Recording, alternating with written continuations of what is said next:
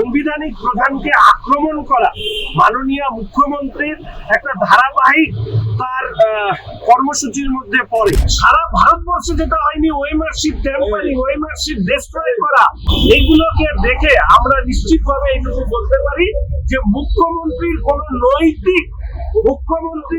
নৈতিক জায়গা নেই যে নীট নিয়ে তিনি কোনো সমালোচনা করেন। রাজ্যপাল অথবা রাজ্যপালের মনোনীত ব্যক্তি তারা এই শপথ নেওয়াবেন, এটাই হচ্ছে আমাদের নিয়ম সংবিধানে। সাংবিধানিক দায় দায়িত্বকে উপেক্ষা করে বরঞ্চ সংবিধানকে চ্যালেঞ্জ করে যে শপথ গ্রহণ অনুষ্ঠান হয়েছে তা অনৈতিক এবং অসাংবিধানিক। যে মুখ্যমন্ত্রী বিধানসভা ভাঙচুর করে সেই মুখ্যমন্ত্রী সংবিধানকে সম্মান দেবেন এটা তো আমরা আশা করি না। পশ্চিমবঙ্গ নয়, মাননীয় মুখ্যমন্ত্রী পশ্চিম বাংলাদেশ হিসেবে দেখতে রাজ্যকে বেশি পছন্দ করেন, তার প্রতিফলন সংবিধানকে উপেক্ষা করা, নিজের মতন রাজ্য চালানোর চেষ্টা।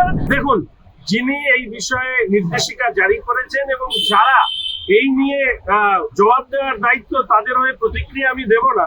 তবে আমি তো বারবার করে একটা কথা বলছি, এই শপথ একটা অসাংবিধানিক এবং অনৈতিক। সেই শপথে জরিমানা হবে না অন্য কোনো ব্যবস্থা সংবিধান অনুযায়ী নেওয়া যায়, সেটা নিশ্চিতভাবে রাজ্যপাল দেখবেন এবং আমরা পরবর্তী পর্যায়ে তার উপরে ভিত্তি করে আমাদের প্রতিক্রিয়া দেব। এবং কেন্দ্রীয় 3টি আইনের উপরে দেখুন, পুরোটাই সংবিধান বিরোধী। প্রথম কথা, আপনারা জানেন নিটের ক্ষেত্রে এটা একটা সাবজুডিস ম্যাটার। আপনারা সাংবাদিক বন্ধুরা দেখেছেন, আমরা বিভিন্ন সময় যখন বিভিন্ন ইস্যু নিয়ে প্রশ্ন তুলতে চেয়েছি, আমরা যখন আলোচনা চেয়েছি, আমাদের সেই আলোচনা খারিজ করে দিয়েছেন আমাদের সদনে মাননীয় স্পিকার সাহেব এই কথা বলে যে এই কেস, এইগুলো সাবজুডিস কেস। অথচ একইভাবে নিট যা সুপ্রিম কোর্টে আইনগত প্রক্রিয়া চলছে, সেই প্রক্রিয়ার মাঝখানে দাঁড়িয়ে এর আলোচনা করাটাও সাবজুডিস, আলোচনা করাটাও অসাংবিধানিক। আর ভারতীয় ন্যায় সংহিতা পাস হয়ে গেছে, আইন হয়ে গেছে, দেশের সরকারের আইন। সেই আইন নিয়ে কোন ধরনের প্রস্তাব আলোচনা করা রাজ্যের অভ্যন্তরে গণতান্ত্রিক পরিকাঠামো এবং সংবিধান আমাদেরকে সেই অনুমতি দেয় না। কিন্তু বারবার এর আগেও আমরা দেখেছিলাম ন্যায় সংহিতা নিয়ে আলোচনা হয়েছে, সেই সময় আমরা বলেছি, আজকেও আমরা বলছি যে এই মুখ্যমন্ত্রী, যদিও আমি দুঃখিত এই শব্দ ব্যবহার করবার জন্য, উনি হচ্ছেন মিথ্যের জাহাজ। এত মিথ্যে ভাষণ তিনি মানুষের সামনে বিধানসভার ভিতরে দেন, যে মিথ্যে ভাষণ আমাদের পশ্চিমবঙ্গের মান সম্মানকে ভুলুণ্ঠিত করছে। মাননীয় মুখ্যমন্ত্রী কি বলবেন আর রাজ্যপাল তার কি প্রতিক্রিয়া দেবেন, সেটা রাজ্যপাল এবং মাননীয় মুখ্যমন্ত্রীর ব্যাপার। শুধু এইটুকু বলতে পারি যে সাংবিধানিক প্রধানকে আক্রমণ করা মাননীয় মুখ্যমন্ত্রীর একটা ধারাবাহিক তার কর্মসূচির মধ্যে পড়ে, যা গণতন্ত্রের পক্ষে অত্যন্ত বিপজ্জনক এবং একটা রুচিহীন যে প্রক্রিয়া বলে আমরা মনে করি। এবং আপনারা শুনেছেন, আমি বারবার করে এই কথা বলি যে মাননীয় মুখ্যমন্ত্রীর দক্ষতা হচ্ছে একই মিথ্যে কথা বারবার করে তিনি যেভাবে বলেন, এটা কিন্তু নিশ্চিতভাবে রাজ্যবাসীর কাছে শুভকর নয়, শুভও নয়। রাজ্যপাল সম্পর্কে বিভিন্ন সময় মুখ্যমন্ত্রী এবং তার দলের নেতা মন্ত্রীদের যে বক্তব্য, সেটা পশ্চিমবঙ্গের গণতন্ত্রের পক্ষে লজ্জা বলে আমরা মনে করি। আমাকে রাত্রে খবর দেওয়া হয়েছে যে আমার বিধানসভা এলাকার ওয়ার্ড নাম্বার 7-এ একটি শিশুর মৃত্যু হয় এবং পরবর্তীকালে আমি শুনি নার্সিংহোম থেকে ডেঙ্গু বলা সত্ত্বেও পরবর্তীকালে স্বাস্থ্য দপ্তর থেকে চাপ সৃষ্টি করে সেই শব্দটিকে মুছতে বাধ্য করা হয়।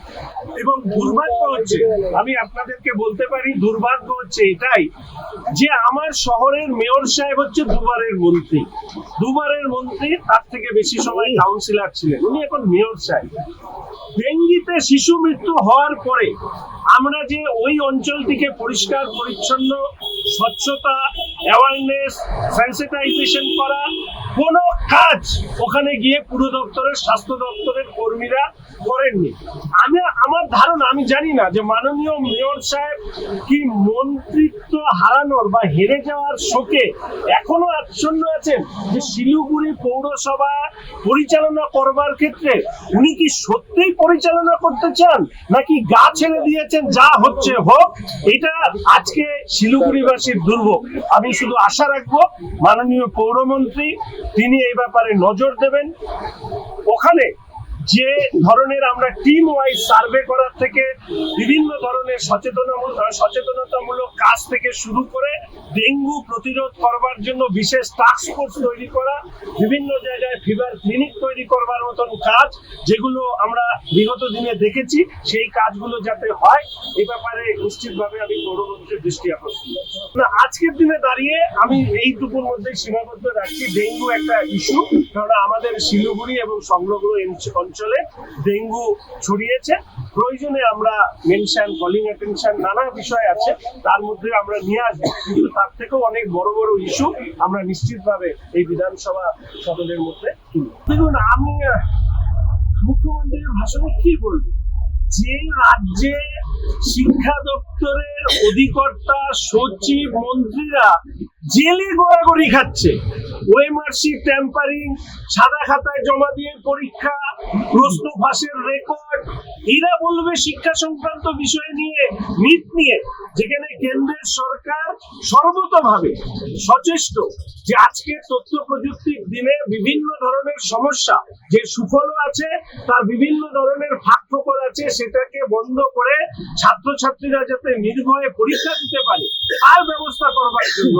আর যিনি এর বিরুদ্ধে সমালোচনা করছেন তার বসে থাকা, তার পাশে বসে থাকা পার্থবাবুর খাটের তলায় 61 কোটি টাকা পাওয়া যায়, তো লজ্জা হয় না মাননীয় মুখ্যমন্ত্রীর? নীট নিয়ে প্রশ্ন তোলার আগে মাধ্যমিক, উচ্চ মাধ্যমিকের ধারাবাহিকভাবে প্রশ্ন লিক হয়েছে এখানে, এবং পরবর্তীকালে আমরা দেখেছি এসএসসি নিয়ে কি ধরনের দুর্নীতি, প্রাইমারি টেট নিয়ে কি ধরনের দুর্নীতি। সারা ভারতবর্ষে যেটা হয়নি, ওএমআরসি ট্যাম্পারিং, ওএমআরসি ডিস্ট্রয় করা, এই যে সমস্ত কিছুগুলো হয়েছে, এগুলোকে দেখে আমরা নিশ্চিতভাবে এইটুকু বলতে পারি যে মুখ্যমন্ত্রীর কোনো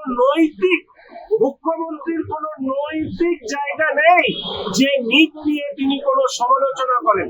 আগে তিনি নিজের রাজ্যের শিক্ষা ব্যবস্থাটাকে প্রথমে আলো ফেলুন, দেখুন, তারপরে তিনি অন্য বিষয়ে আলোচনা করলেই মনে হয় সেটা সুখকর।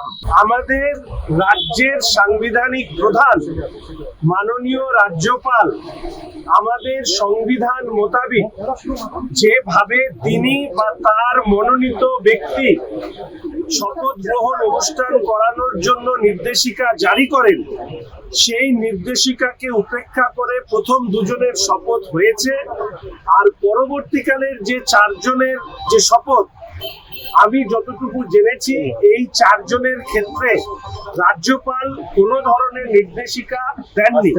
ফলে স্বাভাবিকভাবে সংবিধানকে উপেক্ষা করে, সাংবিধানিক দায় দায়িত্বকে উপেক্ষা করে, বরঞ্চ সংবিধানকে চ্যালেঞ্জ করে যে শপথ গ্রহণ অনুষ্ঠান হয়েছে তা অনৈতিক এবং অসাংবিধানিক।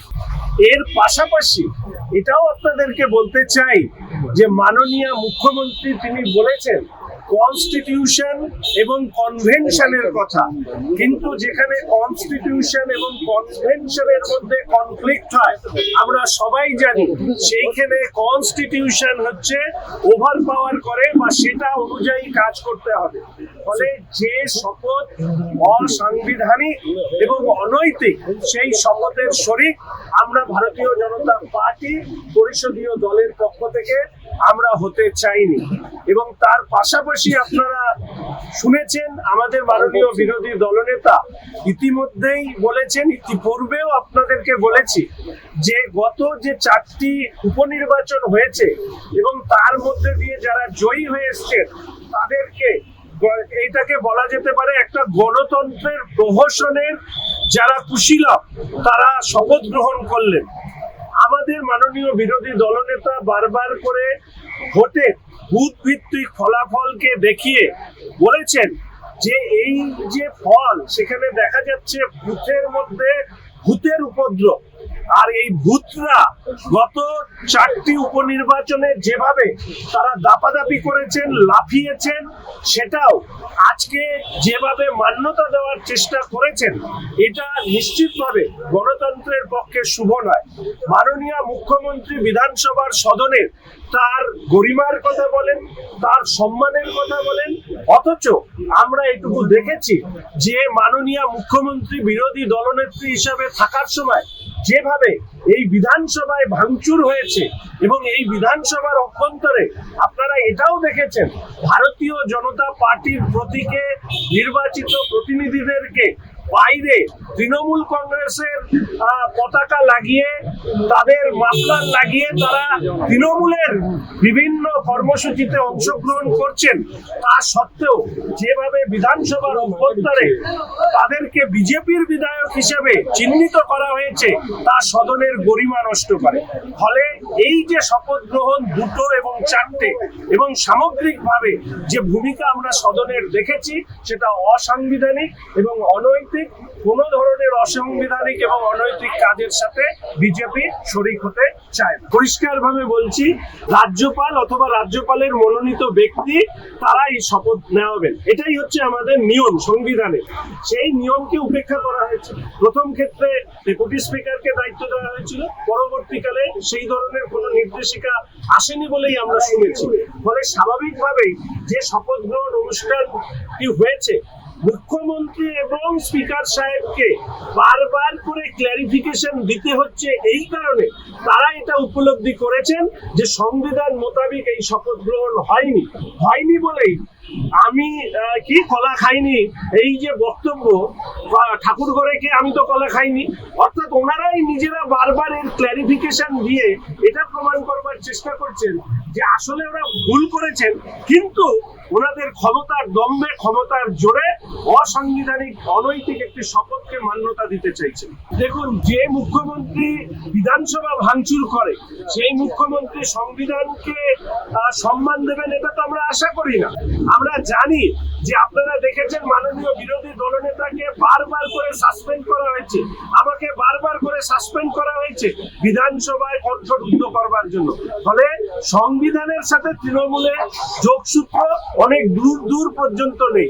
শুধু আপনাদেরকে অনুরোধ করব বিষয়টিকে তোলবার জন্য যে তৃণমূলের মতন একটি দুষ্কৃতীদের স্বীকৃত রাজনৈতিক দল রাজ্যে শেখ শাহজাহানের মতন এই ধরনের দুষ্কৃতীদেরকে নির্বাচিত জনপ্রতিনিধি হিসাবে সংসদীয় গণতন্ত্রে প্রবেশ করিয়ে একদিকে রাজ্য প্রশাসন এবং পুলিশ প্রশাসনকে ব্যবহার করে আজকে পশ্চিমবঙ্গে সীমান্তবর্তী যে জেলা, তার মধ্যে যে অনুপ্রবেশের দাপাদাপি, সালিসি বিচার ব্যবস্থা, এই সবটাই প্রমাণ করে যে পশ্চিমবঙ্গ নয়, মাননীয় মুখ্যমন্ত্রী পশ্চিম বাংলাদেশ হিসেবে দেখতে রাজ্যকে বেশি পছন্দ করেন। তার প্রতিফলন সংবিধানকে উপেক্ষা করা, নিজের মতন রাজ্য চালানোর চেষ্টা এবং পশ্চিমবঙ্গ এমন একটা আলাদা রাষ্ট্র ব্যবস্থা এইভাবে চলবার চেষ্টা করছেন। আমি আশা রাখি 2026 মাননীয় মুখ্যমন্ত্রীকে আমি বলছি, ভুলে যাবেন না লোকসভায় 2,33,00,000-এরও বেশি মানুষ ভোট দিয়েছে। আপনি আসন দেখছেন, আপনি জানবেন 2,33,00,000 লোক ভারতীয় জনতা পার্টির পাশে দাঁড়িয়েছে এবং আপনাদের যে ভোটের যে বৃদ্ধি বা আপনারা যে ভোটের ডিফারেন্স আছে, সেই ভোট আসলে ভোট নয়, সেগুলো হচ্ছে বুথে বুথে ভূতের দাপাদাপি, যা আমাদের মাননীয় বিরোধী দলনেতা ইতিমধ্যে মানুষের সামনে এই ভোট নিয়ে পর্যালোচনা করতে গিয়ে তিনি দেখিয়েছেন। এবং আমরা বেশ কয়েকটি লোকসভা নির্বাচনের ফলাফল নিয়ে ইতিমধ্যেই সন্দেহ প্রকাশ করা, মামলা ইত্যাদি করার পথে এগিয়ে গিয়েছে।